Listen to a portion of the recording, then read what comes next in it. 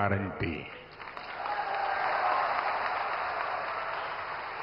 मोदी युडे guarantee next 5 years में Bharat world third largest economy बनेगा। मोदी युडे guarantee Bharat world class infrastructure का सेंटर बनेगा। मोदी युडे गारंटी भारत स्पेस सेक्टर में गगनयान जैसी मॉन्यूमेंटल अचीवमेंट्स हासिल करेगा। मोदी युडे गारंटी पीएम किसान सम्मान निधि का पैसा किसानों को मिलना जारी रहेगा और इस सबके साथ ही गरीबों के लिए 3 करोड़ नए घर भी बनेंगे। 70 इयर्स के ऊपर के हर सिटीजन को फ्री ट्रीटमेंट की सुविधा मिलेगी और 10 करोड़ बहनों के सेल्फ हेल्प ग्रुप को हम आईटी, हेल्थ, टूरिज्म, रिटेल और ऐसे अन्य सेक्टर्स की ट्रेनिंग देंगे। यानी बीजेपी के डेवलपमेंट विजन में केरला के हर वर्ग, हर समाज के लिए एक व्यापक रोड मैप मौजूद है। പ്രിയപ്പെട്ടവരെ, ഈ ശുഭസമയത്താണ് ഇന്നലെ ദില്ലിയിൽ ഭാരതീയ ജനതാ പാർട്ടി വികസന പത്രിക അഥവാ നമ്മുടെ പ്രകടന പത്രിക പുറത്തിറക്കിയത്. ബിജെപിയുടെ പ്രതിജ്ഞാപത്രം എന്നാൽ മോദിയുടെ ഗ്യാരണ്ടി എന്നാണ് അർത്ഥം.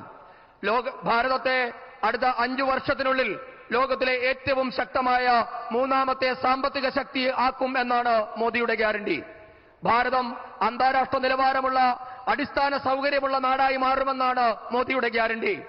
മനുഷ്യനെ ബഹിരാകാശത്തെത്തിക്കുന്ന ഗഗൻയാൻ പോലെയുള്ള ഐതിഹാസികമായ നേട്ടങ്ങൾ കരസ്ഥമാക്കും എന്നാണ് മോദിയുടെ ഗ്യാരണ്ടി. പ്രധാനമന്ത്രി കിസാൻ സമ്മാൻ നിധി മുഖാന്തരം കർഷകർക്കുള്ള ധനസഹായം തുടരുമെന്നാണ് മോദിയുടെ ഗ്യാരണ്ടി. ഇതിനോടൊപ്പം രാജ്യത്തെ പാവപ്പെട്ടവർക്ക് 3 കോടി പുതിയ വീടുകൾ നിർമ്മിച്ചു നൽകും എന്നാണ് മോദിയുടെ ഗ്യാരണ്ടി. 70 വയസ്സ് കഴിഞ്ഞ രാജ്യത്തെ എല്ലാ പൗരന്മാർക്കും സൗജന്യ ചികിത്സ ഉറപ്പാക്കും എന്നാണ് മോദിയുടെ ഗ്യാരണ്ടി. രാജ്യത്തെ 10 കോടി സഹോദരിമാർക്ക് സ്വയം സഹായ സംഘങ്ങൾ വഴി ഇൻഫർമേഷൻ ടെക്നോളജി, ആരോഗ്യം, വിനോദസഞ്ചാരം, ചെറുകിട വ്യാപാരം തുടങ്ങിയ നിരവധി മേഖലകളിൽ പരിശീലനം നൽകുമെന്നാണ് മോദിയുടെ ഗ്യാരണ്ടി. അതായത് ബിജെപിയുടെ വികസന രേഖയിൽ കേരളത്തിലെ വിവിധ മേഖലകൾക്കും വിഭാഗങ്ങൾക്കുമുള്ള നയപരിപാടികൾ ഉൾപ്പെട്ടിട്ടുണ്ട് എന്നുകൂടി അർത്ഥമുണ്ട്. साथियों, सबसे पहले तो इधर उधर जहां मेरी नजर जा रही है, छोटी छोटी गुड़िया सब वेव कर रही है। मेरा इन सभी गुड़िया को बहुत बहुत आशीर्वाद। सुनाई नहीं दे रहा है? ഈ സദസ്സിൽ നിരവധി കൊച്ചുകുട്ടികളെ കാണാനാകുന്നുണ്ട്. അവരെല്ലാവരും എന്റെ വരവ് പ്രതീക്ഷിച്ചിരുന്നതാണ്. നിങ്ങൾക്ക് എല്ലാവർക്കും എന്റെ നമസ്കാരം. अब आप लोग बैठिए। आप लोगों ने कई समय से हाथ हिला रहे हैं, बैठिए। അവിടെ നിൽക്കുന്ന ആൾക്കാർ കുറെ സമയമായി നിൽക്കുന്ന എല്ലാവരും അവിടെ ഇരിക്കണമെന്ന് അഭ്യർത്ഥിക്കുകയാണ്. നിൽക്കുന്ന ആൾക്കാരെല്ലാവരും. साथियों, बीजेपी ने अपने मैनिफेस्टो में घोषणा की है कि हम अपनी विरासत से ग्लोबल टूरिस्ट को जोड़ेंगे और अपनी विरासत को वर्ल्ड हेरिटेज के स्तर पर ले जाएंगे, उस ऊंचाई पर पहुंचाएंगे। यहां केरला में तो इसकी बहुत ज्यादा संभावना है। बीजेपी का प्लान बड़े टूरिस्ट डेस्टिनेशन के ओवरऑल डेवलपमेंट का है। भाजपा केरला में इको टूरिज्म के नए सेंटर्स भी बनाएंगे। इससे होम स्टे के जो अवसर बनेंगे, उसका बड़ा लाभ हमारे ट्राइबल परिवारों को मिलेगा। बीजेपी गवर्नमेंट होम स्टे के लिए महिलाओं को फाइनेंशियल हेल्प भी देगी। നമ്മുടെ മഹത്തായ പൈതൃകം ലോകം മുഴുവൻ അറിയപ്പെടണമെന്നാണ് ഭാരതീയ ജനതാ പാർട്ടി ആഗ്രഹിക്കുന്നത്. ലോക ടൂറിസവുമായി നമ്മുടെ പൈതൃകത്തെ ബന്ധിപ്പിച്ച് ആഗോള ശ്രദ്ധയിലേക്ക് നമ്മുടെ പാരമ്പര്യത്തെ എത്തിക്കുമെന്ന് BJP ഉറപ്പു നൽകുകയാണ്. ഇതിലേക്ക് നമ്മുടെ കേരളത്തിനും വലിയ സംഭാവനകൾ നൽകാൻ കഴിയുന്നു. നമ്മുടെ വിനോദസഞ്ചാര കേന്ദ്രങ്ങളുടെ സമഗ്ര വികസനമാണ് ഭാരതീയ ജനതാ പാർട്ടിയുടെ ലക്ഷ്യം. ഭാരതീയ ജനതാ പാർട്ടി കേരളത്തിൽ പാരിസ്ഥിതിക സൗഹൃദ ടൂറിസം കേന്ദ്രങ്ങൾ വികസിപ്പിക്കും. ഇതിൽ ഹോം സ്റ്റേകൾക്ക് വലിയ പ്രാധാന്യമുണ്ടാവും. ഇത് നമ്മുടെ വനവാസി കുടുംബങ്ങൾക്ക് ഏറെ പ്രയോജനപ്പെടുന്നതാണ് എന്ന് നിങ്ങൾക്കറിയാം. അടുത്ത ഭാരതീയ ജനതാ പാർട്ടിയുടെ സർക്കാർ ഹോം സ്റ്റേകൾ തുടങ്ങാൻ നമ്മുടെ വനിതകൾക്ക് സാമ്പത്തികമായ സഹായം നൽകുന്നതാണ്. साथियों, बीजेपी ने अपने मैनिफेस्टो में संकल्प लिया है हम कोस्टलाइन प्रोटेक्शन के लिए काम करेंगे. ये केरला के मेरे फिशरमैन साथियों को बहुत फायदा पहुंचाएगा. इनकी आजीविका को जो LDF, UDF ने पिछले वर्षों में बर्बाद किया है, उसे हम बचाने का भरपूर प्रयास करेंगे. हम फिशरीज के प्रोडक्शन और प्रोसेसिंग के लिए नए क्लस्टर्स बनाएंगे. हम केरला के फिशरमैन परिवारों की क्वालिटी ऑफ लाइफ सुधारेंगे, उनकी डिग्निटी बढ़ाने के लिए काम करेंगे. രാജ്യത്തിന്റെ തീരപ്രദേശങ്ങളുടെ സുരക്ഷ ഉറപ്പുവരുത്തുന്നതാണ് BJPയുടെ പ്രകടന പത്രിക. ഇത് കേരളത്തിലെ മത്സ്യത്തൊഴിലാളി സഹോദരങ്ങൾക്ക് ഏറെ പ്രയോജനം ചെയ്യുന്ന കാര്യമാണ്. നമ്മുടെ മത്സ്യത്തൊഴിലാളി സഹോദരങ്ങളുടെ ജീവിതം ഇടതു വലതു മുന്നണികളുടെ ഭരണം തകർത്ത് തരിപ്പണമാക്കി. അവരുടെ ജീവിതം BJP വീണ്ടെടുക്കും, അവരെ രക്ഷിക്കുമെന്ന് ഉറപ്പു നൽകുകയാണ്. കേരളത്തിലെ മത്സ്യത്തൊഴിലാളി സഹോദരങ്ങളുടെ ജീവിത നിലവാരം ഉയർത്താൻ ഭാരതീയ ജനതാ പാർട്ടി പ്രതിജ്ഞാബദ്ധമാണ്. ഒപ്പം അവരുടെ അന്തസ്സും ആത്മാഭിമാനവും സംരക്ഷിക്കാനുള്ള നടപടികളും BJP സ്വീകരിക്കും. साथियों, तेजी से आगे बढ़ता हुआ भारत मॉडर्न इंफ्रास्ट्रक्चर पर लाखों करोड़ रुपए इन्वेस्ट कर रहा है. अगले कुछ वर्षों में आप भारतीय रेल का कायाकल्प होते देखेंगे. वंदे भारत ट्रेनों के 3 स्वरूप, Vande Bharat sleeper, Vande Bharat chair car और वंदे भारत मेट्रो, तीनों ही भविष्य में भारत की शान बढ़ाएंगे. अब BJP ने अपने मैनिफेस्टो में एक और बड़ी घोषणा की है. आप जानते हैं, भारत के पश्चिम में अहमदाबाद मुंबई के बीच बुलेट ट्रेन का काम चल रहा है. वो आने वाले कुछ समय में पूरा भी होगा. बुलेट ट्रेन दौड़ना भी शुरू करेगी. लेकिन उसमें से जो हमने सीखा है, समझे हैं, उसके आधार पर उत्तर में, भारत के उत्तर में, भारत के पूरब में और भारत के साउथ में भी बुलेट ट्रेन चलाई जाएगी. NDA सरकार के तीसरे कार्यकाल में बहुत जल्द बुलेट ट्रेन से जुड़ा सर्वे कराने का काम शुरू किया जाएगा. പ്രിയപ്പെട്ടവരെ, അടിസ്ഥാന സൗകര്യ മേഖലയിൽ ഭാരതം വൻ കുതിപ്പാണ് നടത്തിക്കൊണ്ടിരിക്കുന്നത്. ഈ മേഖലയുടെ വികസനത്തിനായി ലക്ഷക്കണക്കിന് കോടി രൂപയാണ് ഭാരതീയ ജനതാ പാർട്ടിയുടെ സർക്കാർ നിക്ഷേപിച്ചിട്ടുള്ളത്. വരാനിരിക്കുന്ന വർഷങ്ങൾ നമ്മളുടെ റെയിൽവേയുടെ പുനരുജ്ജീവനത്തിനാകും നാം സാക്ഷ്യം വഹിക്കാൻ പോവുക. നിങ്ങൾക്കറിയാം, ഇപ്പോൾ നമ്മുടെ നാട്ടിൽ കൂടി ഓടിക്കൊണ്ടിരിക്കുന്ന വന്ദേ ഭാരത് ട്രെയിനുകൾ അത് 3 രീതിയിലും, അതായത് സ്ലീപ്പർ ക്ലാസുകൾ, രാത്രിയിൽ കിടന്നു പോകാനുള്ള സൗകര്യത്തോടു കൂടിയുള്ള വന്ദേ ഭാരത്, പകൽ ഇരുന്നു പോകാനുള്ള ചെയർകാർ സൗകര്യം മാത്രമുള്ള വന്ദേ ഭാരത്, അതോടൊപ്പം തന്നെ മെട്രോകളിൽ ഓടുന്ന വന്ദേ ഭാരത്, ഇങ്ങനെ 3 രീതിയിലും വന്ദേ ഭാരത് ഇനി മുതൽ സർവീസ് നടത്തുമെന്ന് ഞാൻ നിങ്ങൾക്ക് ഉറപ്പ് നൽകുകയാണ്. ഇത് ഭാരതത്തിന്റെ ഭാവിയെ തന്നെ മാറ്റിമറിക്കാൻ പോകുന്ന തീരുമാനമാകും. ഇതിലും വലിയൊരു തീരുമാനം നമ്മുടെ പ്രകടന പത്രികയിൽ നാം ഉൾപ്പെടുത്തിയിട്ടുണ്ട്.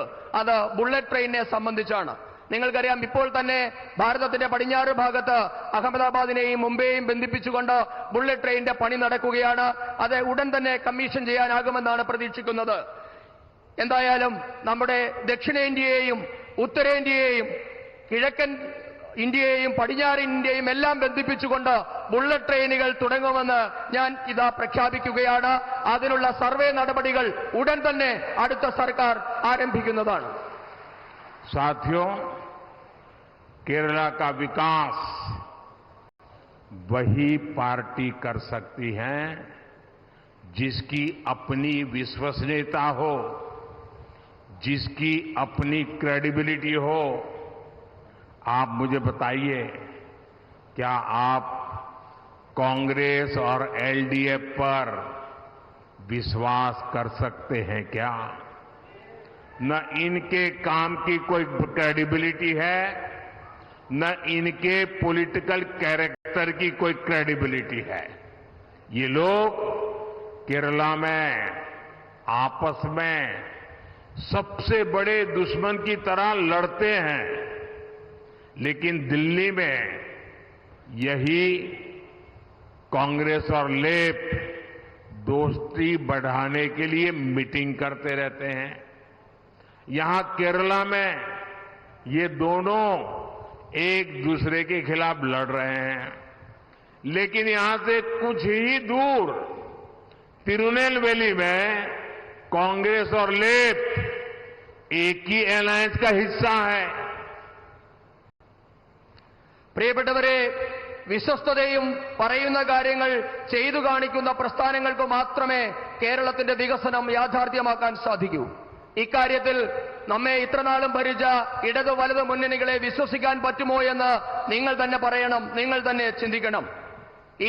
ഇവരുടെ ഇടതുപക്ഷത്തെയും വലതുപക്ഷത്തിന്റെയും വാക്കിലും പ്രവൃത്തിയിലും മാത്രമല്ല, അവരുടെ നേതാക്കളുടെ സ്വഭാവത്തിലും നയങ്ങളിലും പോലും വിശ്വാസ്യതയില്ല എന്ന് നമുക്കറിയുന്നതാണ്. ഇവർ നമ്മുടെ മുൻപിൽ ശത്രുതയോടെ പരസ്പരം പോരടിക്കുന്നതായി അഭിനയിക്കുകയാണ്. എന്നാൽ ഇവർ ദില്ലിയിലെത്തിയാൽ സൗഹൃദം ഊട്ടിയുറപ്പിക്കാനുള്ള യോഗങ്ങൾ നടത്തുകയാണ്. ഇവിടെ തിരുവനന്തപുരത്ത് ഇവർ പരസ്പരം മത്സരിക്കുകയാണ്. പക്ഷേ ഏതാനും കിലോമീറ്റർ കൂടി സഞ്ചരിച്ച് തിരുനെൽവേലിയിലെത്തിയാൽ ഇവർ ഒരു മുന്നണിയുടെ ഭാഗമാണ്, ഇവർ ഒറ്റക്കെട്ടാണ്. साथियों, कांग्रेस और लेप की विश्वसनीयता इतने ही दशकों तक सरकार चलाने के बाद भी इनके पास गिनाने के लिए अपने काम नहीं है। ये जनता के बीच में जाते हैं और झूठ बोलकर केंद्र सरकार की योजनाओं का क्रेडिट खाने का प्रयास करते हैं। यहां तो बारी बारी से यूडीएफ एलडीएफ की सरकार रही है। मैं इनका रिपोर्ट कार्ड आपको बताता हूं। आज केरला में वर्कला और नेडुमंगल जैसी जगहों में ड्रग्स का खुला कारोबार फैल रहा है। ड्रग्स माफियाओं को संरक्षण मिल रहा है। केरला के युवाओं का भविष्य में खत्म किया जा रहा है। इसका क्रेडिट किसका है? ये पाप के लिए जिम्मेवार कौन है? പ്രിയപ്പെട്ടവരെ, ദശാബ്ദങ്ങളോളം കേരളത്തെ മാറി മാറി ഭരിച്ചിട്ടും ഇടത് വലത് മുന്നണികൾക്ക് എടുത്തു പറയാൻ തക്ക നേട്ടങ്ങൾ ഒന്നുമില്ല എന്നതാണ് ഇവരുടെ വിശ്വസനീയത. പകരം അവരിപ്പോൾ കേന്ദ്ര സർക്കാരിന്റെ പദ്ധതിയുടെ പിതൃത്വം ഏറ്റെടുക്കാൻ ജനങ്ങളോട് കള്ളം പറയുകയാണ്. ഇവിടെ മാറി മാറി ഭരിച്ച രണ്ട് മുന്നണികളുടെയും പ്രോഗ്രസ് റിപ്പോർട്ട് ഇപ്പോൾ ഞാൻ നിങ്ങളോട് പറയാം. നമ്മുടെ വർക്കലയും നെടുമങ്ങാടും പോലുള്ള പ്രദേശങ്ങൾ പോലും മയക്കുമരുന്ന് മാഫിയയുടെ പിടിയിലായിരിക്കുന്നു. മയക്കുമരുന്ന് മാഫിയകൾക്ക് സർക്കാരിന്റെ സംരക്ഷണം കിട്ടുകയാണ്. കേരളത്തിലെ യുവാക്കളുടെ ഭാവി അപകടത്തിലാണ്, അവരുടെ ഭാവി അസ്തമിക്കുകയാണ്. ആർക്കാണ് ഇതിന്റെ ക്രെഡിറ്റ്? आज केरला के कई हिस्सों में पानी का संकट पैदा हो चुका है। लोगों को पीने का पानी नहीं मिल रहा है। इस पाप के लिए कौन जिम्मेवार? इसका क्रेडिट किसको जाता है? आज केरला की कॉयर इंडस्ट्री बंद होने की कगार पर है। कॉयर इंडस्ट्री के वर्कर्स के आगे जीवन यापन का संकट है। इस पाप के लिए कौन जिम्मेवार? इसका क्रेडिट कौन लेगा? കേരളത്തിന്റെ പല ഭാഗത്തും ഇന്ന് കുടിവെള്ളക്ഷാമം രൂക്ഷമാണ്. കേരളത്തിലെ പലയിടത്തെയും ജനങ്ങൾ കുടിവെള്ളം കിട്ടാതെ വലയുകയാണ്. ആർക്കാണ് ഇതിന്റെ ക്രെഡിറ്റ്? ഇന്ന് കേരളത്തിന്റെ കയർ വ്യവസായം അടച്ചുപൂട്ടലിന്റെ വക്കിലാണ്. കയർ തൊഴിലാളികളുടെ ജീവിതം വഴിമുട്ടി നരകിക്കുകയാണ്. ഈ പാപത്തിന്റെ ക്രെഡിറ്റ് ആർക്കാണ്? साथियों, आज देश में कांग्रेस और लेफ्ट में कोई अंतर नहीं बचा है। लेफ्ट और कांग्रेस दोनों का सिर्फ नाम ही बचा है। दोनों को देश ने रिजेक्ट कर दिया है। कांग्रेस लेफ्ट दोनों विकास विरोधी है। कांग्रेस लेफ्ट दोनों ही भ्रष्टाचार में एक दूसरे का मुकाबला करते हैं। कांग्रेस लेफ्ट का ट्रैक रिकॉर्ड विकास के लिए जरूरी इंडस्ट्री को तबाह करने का है। दोनों की जहां सरकार रह जाती है, उस राज्य को बर्बाद कर देते हैं। केरला की जनता आज इसी पीड़ा से गुजर रही है। आज केरला की चर्चा राजनैतिक हिंसा और महिलाओं के खिलाफ बढ़ते अपराधों के लिए होने लगी है। പ്രിയപ്പെട്ടവരെ, ഇന്ന് രാജ്യത്തെ കോൺഗ്രസ് പാർട്ടിയും കമ്മ്യൂണിസ്റ്റ് പാർട്ടിയും തമ്മിൽ ഒരു വ്യത്യാസവുമില്ല എന്ന സ്ഥിതിയാണ്. ഇന്ന് രണ്ടുപേർക്കും അവരവരുടെ പേരുകൾ മാത്രമാണ് സ്വന്തമായിട്ടുള്ളത്. രണ്ടുപേരെയും രാജ്യം തിരസ്കരിച്ചതാണ്. കോൺഗ്രസുകളും കമ്മ്യൂണിസ്റ്റുകളും വികസന വിരോധികളാണ്. രണ്ടുപേരും അരാജകത്വവാദികളാണ്. ഇന്ന് ഈ രണ്ട് മുന്നണികളും അഴിമതിയുടെ കാര്യത്തിൽ പരസ്പരം മത്സരിക്കുകയാണ്. വികസനത്തിന് അത്യന്താപേക്ഷിതമായ വ്യവസായങ്ങളെ തകർത്തെറിഞ്ഞ ചരിത്രമാണ് രണ്ടു കൂട്ടർക്കുമുള്ളത്. ഇവർ രണ്ടുപേരും എവിടെയൊക്കെ ഭരണത്തിൽ ഇരുന്നിട്ടുണ്ടോ ആ സംസ്ഥാനങ്ങളെയെല്ലാം തകർത്തെറിഞ്ഞവരാണ്. ഇന്ന് നമ്മുടെ കൊച്ചു കേരളവും സമാനമായ അവസ്ഥയിലൂടെ, അതേ വേദനയിലൂടെ കടന്നു പോവുകയാണ്. ഇന്ന് കേരളത്തെ പറ്റിയുള്ള ചർച്ചകൾ കേന്ദ്രീകരിക്കുന്നത് രാഷ്ട്രീയ കൊലപാതകത്തെ പറ്റിയും സ്ത്രീകൾക്ക് നേരെയുള്ള അതിക്രമത്തെ പറ്റിയുമാണ്. साथियों, पहले कांग्रेस और अब एलडीएफ की सरकारों ने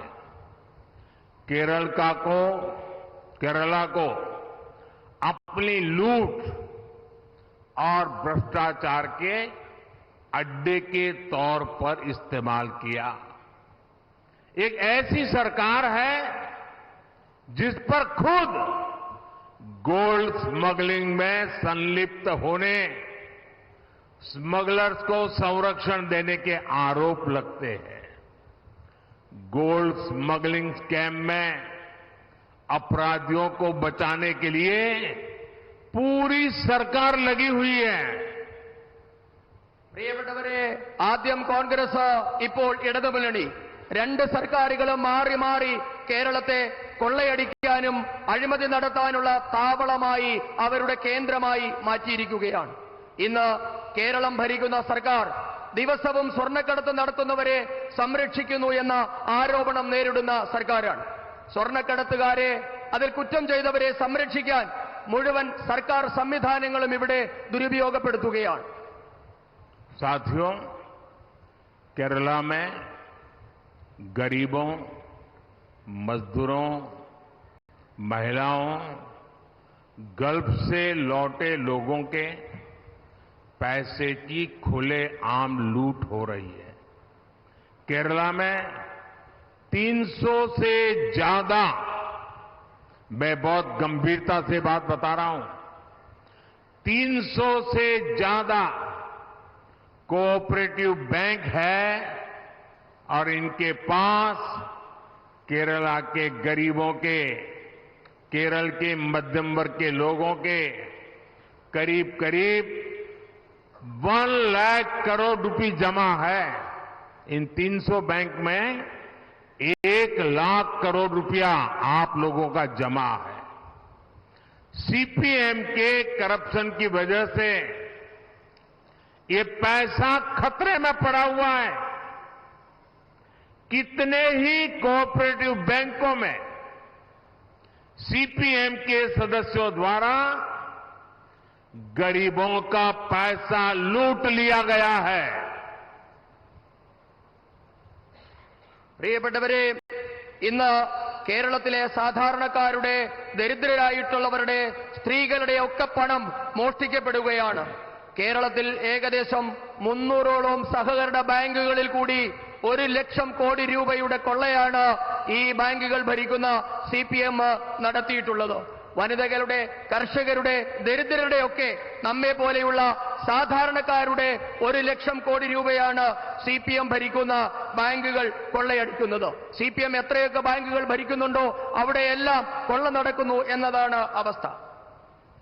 इस करप्शन में सीपीएम के नेताओं को जो रिश्वत मिली है वो भी सैकड़ों करोड़ रुपए में है। जैसे अकेले त्रिशूर में ही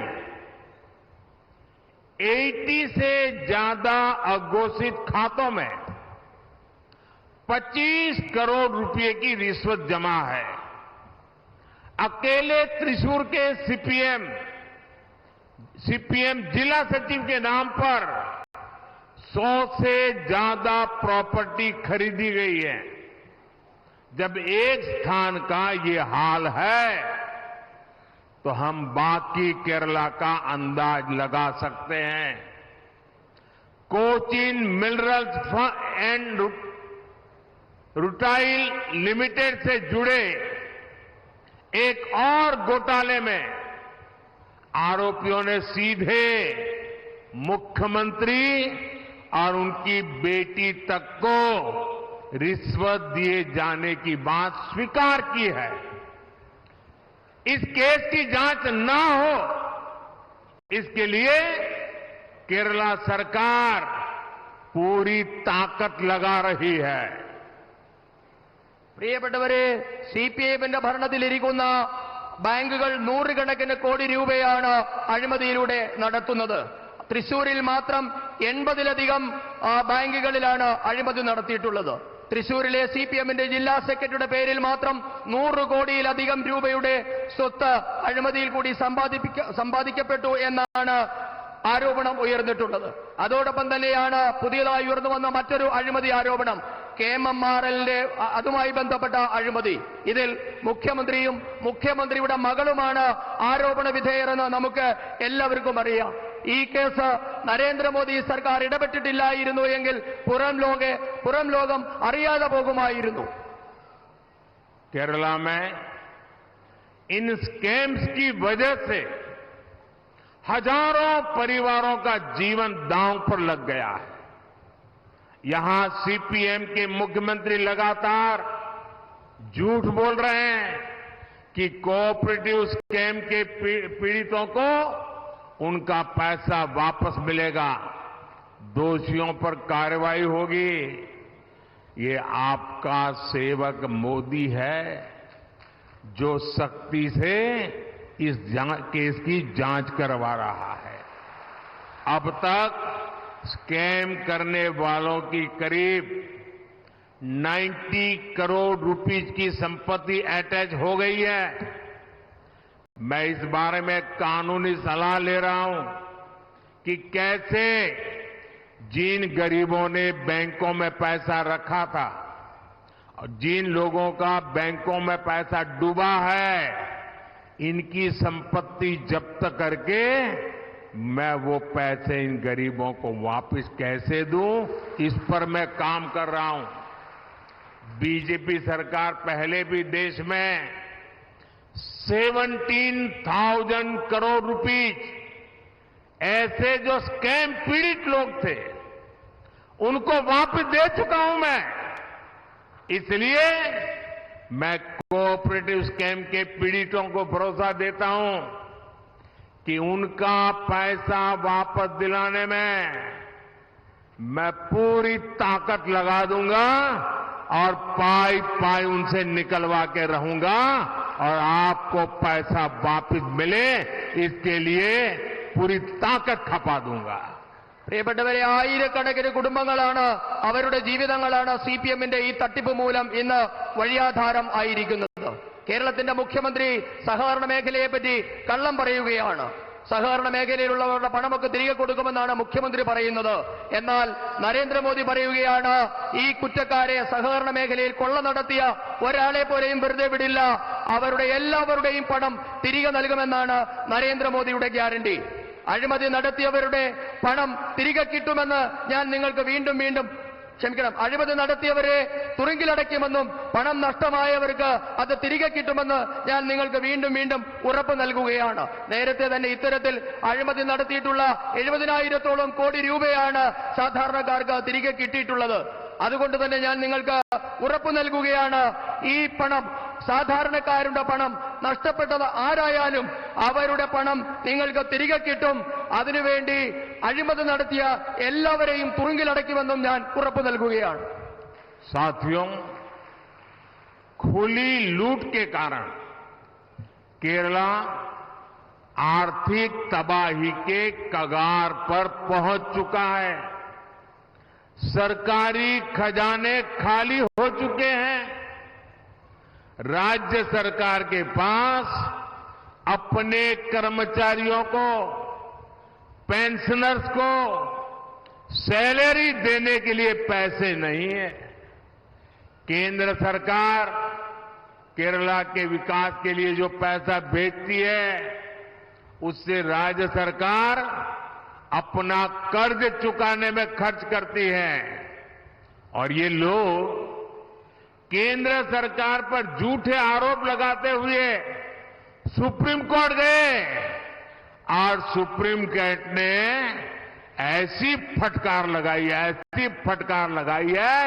कि उल्टे मुंह वापस दौड़ करके केरल पास वापस आ गए। सुप्रीम कोर्ट ने साफ कहा कि केरला में फाइनेंशियल क्राइसिस के लिए यहां की राज्य सरकार जिम्मेदार है।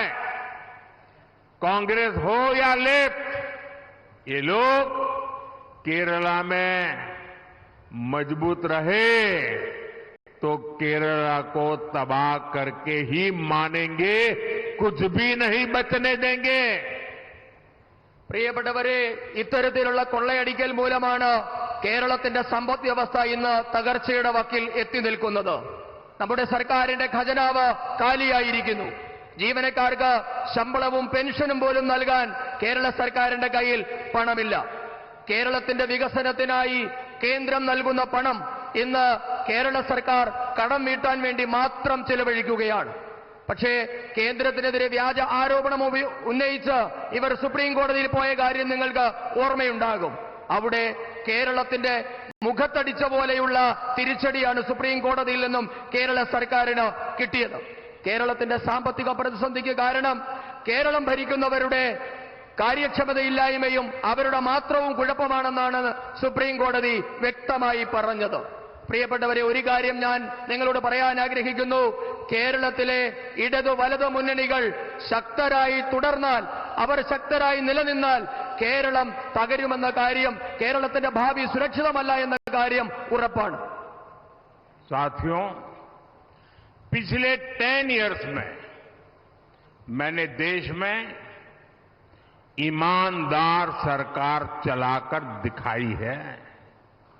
हमारी सरकार ने करप्शन पर भी कड़ी कार्रवाई की है। इसलिए ये करप्ट लोग मोदी को रोकने के लिए अलायंस बना रहे हैं,